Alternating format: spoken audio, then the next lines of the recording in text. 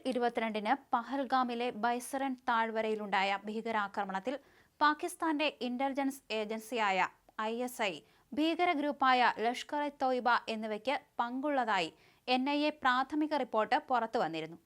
26 പേരെ കൂട്ടക്കുരുതി നടത്തിയ ഭീകരാക്രമണത്തിന്റെ ഗൂഢാലോചന ISIയുടെ നിർദ്ദേശപ്രകാരം ലഷ്കർ-ഇ-തോയ്ബയാണ് നടത്തിയത്. പാകിസ്ഥാനിലെ ലഷ്കർ ആസ്ഥാനത്താണ് ആക്രമണ പദ്ധതിക്ക് അന്തിമ രൂപം നൽകിയത്.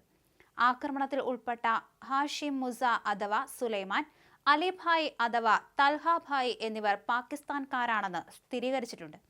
സമയം, ലോജിസ്റ്റിക്സ്, ആക്രമണം എന്നിവയെക്കുറിച്ച് പാകിസ്ഥാനിലെ ഹാൻഡലർമാരിൽ നിന്ന് പതിവായ നിർദ്ദേശം ഇരുവർക്കും കിട്ടിയിരുന്നു.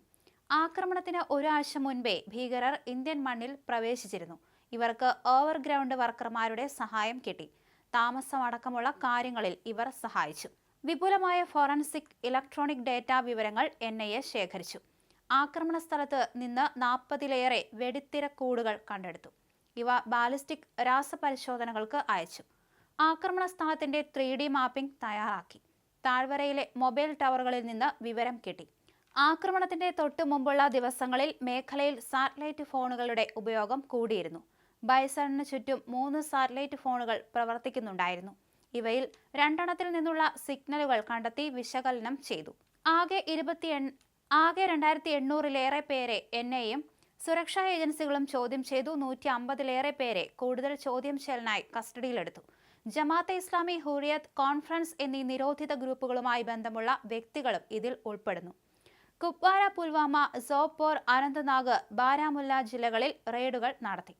അതിർത്തി കടന്നുള്ള ഭീകരവാദത്തെ സഹായിക്കുന്നതായി സംശയിക്കുന്ന നിരവധി പേരുടെ വീടുകളിൽ തെരച്ചിലും നടത്തി. പാകിസ്ഥാനിൽ നിന്ന് നിലവിൽ പ്രവർത്തിക്കുന്നതെന്ന് കരുതപ്പെടുന്ന 1999-ലെ IC-814 വിമാനം റാഞ്ചൽ കേസിലെ സൂത്രധാരൻ മുഷ്താഖ് അഹമ്മദ് സർഗർ അഥവാ ലാത്രമിന്റെ വസതിയിൽ തെരച്ചിൽ നടത്തി. സർഗറിന്റെ ശ്രീനഗറിലെ വീട് നേരത്തെ കണ്ടുകെട്ടിയിരുന്നു. പഹൽഗാമിന് ചുറ്റുമുള്ള പ്രദേശത്തെ CCTV ദൃശ്യങ്ങൾ വീണ്ടെടുത്ത് ഭീകരരുടെ വരവും പോക്കും കണ്ടെത്താൻ പരിശ്രമിച്ചു. ആക്രമണത്തിന് ഇരയായവരുടെ കുടുംബങ്ങൾ, ദൃക്സാക്ഷികൾ, പോണി ഓപ്പറേറ്റർമാർ, ഭക്ഷണ വ്യാപാരികൾ തുടങ്ങിയവരുടെ മൊഴികളെടുത്തു. എന്തായാലും ശക്തമായ തിരിച്ചടിക്ക് ഒരുങ്ങുകയാണ് ഇന്ത്യ.